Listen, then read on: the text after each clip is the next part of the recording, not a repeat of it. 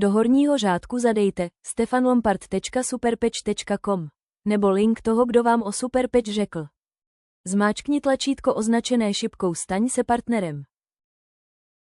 Zmáčkni tlačítko označené Připojte se ještě dnes. Vyber tlačítkem šipky Czech Republic a klikneš jen Continue nebo Pokračovat. Potom vyplníš dané údaje. Můžeš to mít i na firmu, tak tam vyplníš název. U data narození bacha na ten formát. Musí to být dvojciferné číslo v pořadí měsíc, den, rok a opravdu použít lomítka, u telefonu 420 a číslo. Fakturační údaje. Ulici vepsat do bil STREET1, bil STREET2 nechat prázdné, PSČ, město.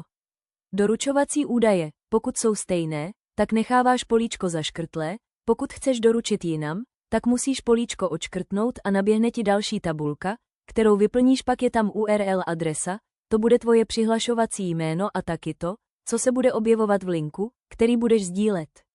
Bez háčků, čárek a mezer. Heslo musí mít alespoň 8 znaků a obsahovat velké písmeno, číslo a nějaký znak, takže třeba vykřičník.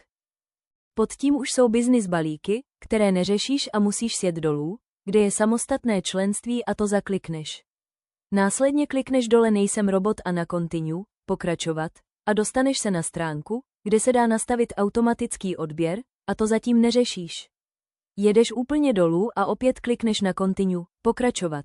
Zmáčkni tlačítko označené šipkou a jsi zaregistrován. Super, vítej u Superpatch. Vše o registraci ti přijde do e-mailu. Krásný den.